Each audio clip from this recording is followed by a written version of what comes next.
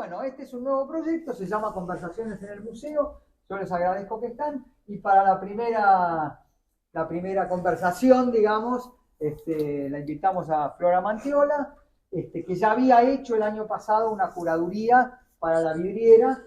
Nosotros ahora en este momento, el año pasado ella hizo una curaduría eligiendo a Oscar Niemeyer, porque le pareció que era la traducción más fidedigna del movimiento moderno en Latinoamérica. Ahora estamos con una muestra de Clorindo Testa, y bueno, y vamos a seguir. Y la idea es una generación un poquito de gente más grande, un poquito joven, y acá invitamos a Alexis Schaster, que además de formar parte de allá hace muchos años de nuestro taller de diseño, es un arquitecto realmente muy bueno. Así que bueno, acá termino y la idea es que ustedes hablen. Flora eligió Álvaro Alto para comenzar y vayan charlando y ustedes por supuesto también pueden participar. Bueno, ¿cómo Bueno, estás? muchas gracias, me encanta estar acá, ya de verlos me ensancho. Pero me parece genial esto de poder conversar de arquitectura, difícil, porque creo que ni la arquitectura actual tiene el vocabulario necesario para hablar de, de- de su descripción. No es como la arquitectura clásica, que era muy claro el arquitrabe. Acá no. Bueno, pero intentémoslo. Cuando me llamó pensé en quién elegir, de quién hablar. Y me interesó hablar de Alvar Aalto, porque había sido muy importante en mi formación, todavía lo es. Y entonces me gustaría charlar con ustedes acerca de él, ¿no? Y con Alexis. Les quiero contar una sola cosa de mi época. Yo entré en la facultad en 1955. Golpe de Estado, bombardeo en Plaza de Mayo. Bueno, pero recién en el 57 empecé a hablar de arquitectura.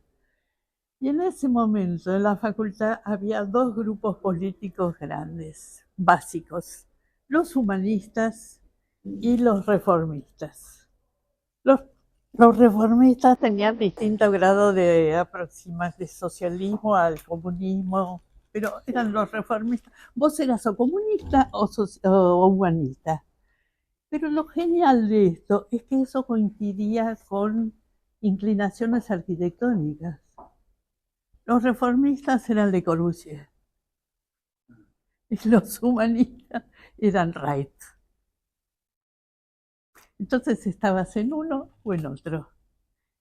Era como genial, porque no se refería a partidos políticos, era política universitaria. Después se fue derivando hacia adscribirse a partidos políticos, pero en ese momento eran los humanistas y los reformistas. Entonces había que definirse. Yo eran los primeros proyectos que hacía, qué divino. Y apareció en el panorama Alvar Aalto, que nos salvó de esa brecha. Nos salvó de esa brecha. Ay, fue genial ese acercamiento a la arquitectura. Sin información. Ese es otro dato que es difícil. Yo no tenía libros, nadie tenía libros, nadie. En las clases de historia no había diapositivos siquiera. Tenía un solo libro de Gropius. Bueno, y por eso elegí Alvar Aalto, porque fue un cambio fundamental en la orientación interna y todo. Se abrió un panorama distinto. ¿Qué te parece? Y me parece que contestaste la primera pregunta que yo te quería hacer. ¿Qué es por qué elegí Alvar Aalto? Esa era fácil. Era fácil de hacer, no sé si de responder. Eh, yo había escuchado en diferentes conversaciones, como entre las generaciones, esto que contaste recién. Y no sé si todos los más jóvenes habían escuchado una historia que como sí, fundacional de un momento de esta facultad. Y la segunda pregunta que se me ocurría cuando vos estabas contando esto tenía que ver con qué te había interesado de la presencia en tu vida como estudiante de Alvar Aalto, y parece que contestaste las dos al comienzo, ¿no? Como, es difícil decir si Alvar Aalto es moderno, si no es moderno. Sí, creo que abrió un panorama. Vos hacías una casa racionalista, metálica, de cuadrados, así siempre y demás. Yo me vestía de gris entera para para no tener nada que ver con el humanismo. Era genial, ¿eh? Genial eso. Y entonces a mí no me interesaban las cosas de Reich, las miraba, tampoco veía mucho, ¿eh? Tenía una fotito así de Falling Waters del Pevsner. Ahí hay una cosa muy linda, muy interesante para discutir alguna vez, lo que significa la información en la formación de los arquitectos, ¿no? Y de Le Corbusier tenía Marsella. No sé si ahora estudian por Pevsner, un historiador muy interesante. Sí, Pevsner tenía fotitos así. Igual no sé si se estudia vía ahí. Habría que preguntarle a los más jóvenes. No. Yo lo tengo como, en mi biblioteca está. Era la oscuridad total, la oscuridad total. Además no habíamos llegado a Historia 3, que era la arquitectura moderna. Estábamos estudiando barroco y estábamos empezando a proyectar. Pero Alvar Aalto me presentó otro panorama. Se abrió un espectro de una cantidad de situaciones que me enloquecieron. Realmente, todavía ahora, para venir acá, miré los libros de Alvar Aalto y cuando veo esas plantas son impresionantes. La forma en que combina las cosas cúbicas con las cosas curvas es genial. Y Alvar Aalto tuvo una formación ortodoxa en una facultad, muy influenciado por Asplund. Y Asplund había hecho unos edificios neoclásicos, pero neoclásicos de estilo nórdico, ¿no? Que Alvar Aalto escribía bastante. Bueno, y ahí empezó la historia. En relación a esto que contabas, que son los edificios, yo quería hacerte una pregunta y te presento el tema a ver si vos lo tomás así.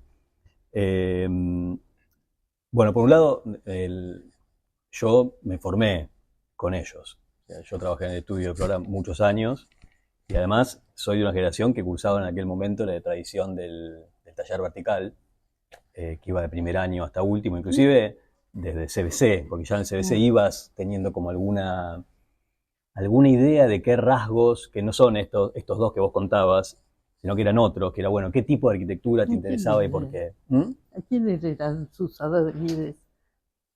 Yo, mira, el Fernando, que ahora es socio mío, tiene una madre que es Susana Páez, que era muy amiga de Berto. Entonces, como yo cursé el CBC con él y con Juan, en ese momento yo me dejé llevar por lo que sabían los demás, ¿no? Como, bueno, si Fer dice porque que tenemos que estudiar con Javier Sánchez Gómez, yo me voy a anotar ahí. Y cursé los 5 años ahí. Y después trabajé muchos años en el estudio, y una de las cosas que a mí me impresionaban y no lo entendía, porque además era muy jovencito, ¿no? Estaba cursando la facultad en tercer año cuando empecé a trabajar en el estudio de ellos. Y veía cuando entrabas al estudio la maqueta del segundo premio de la Biblioteca Nacional.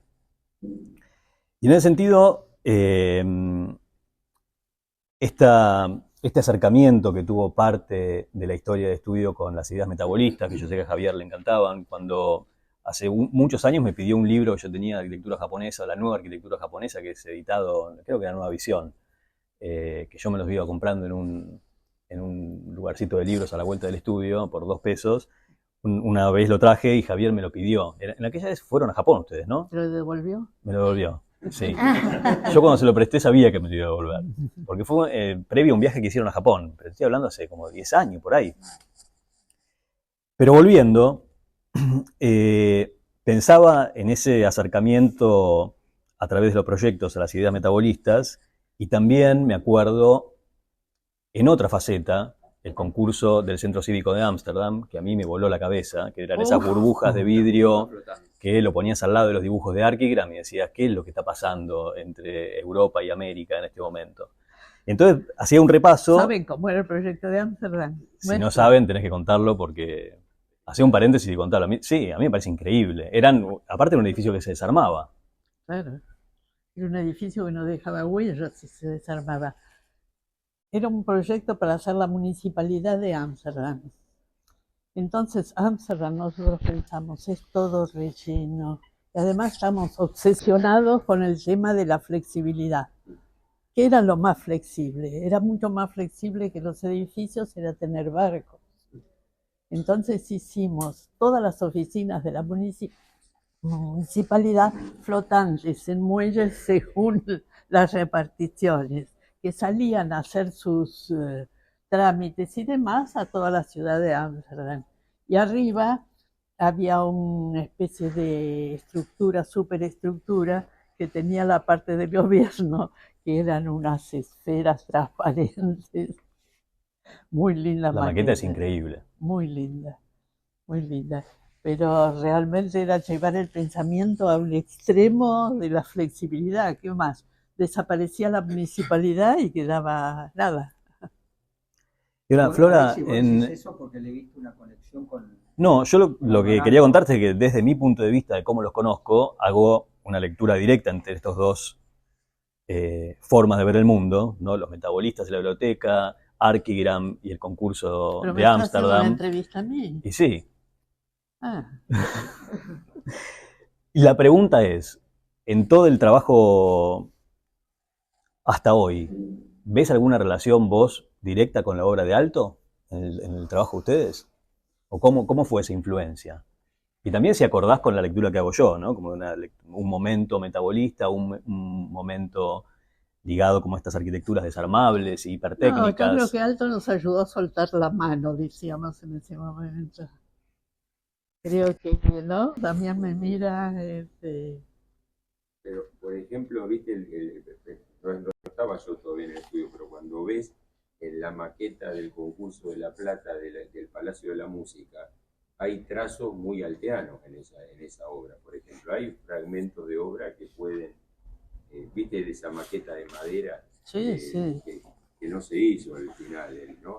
Pero tiene como trazos de ese tipo. Sí, nos dio un grado de libertad, copiándonos. Yo deliro y todavía deliro por tener una escalera de pasto. Conocen la escalera de Sainalzal. Bueno, todavía pienso que algún día la podré tener o hacer.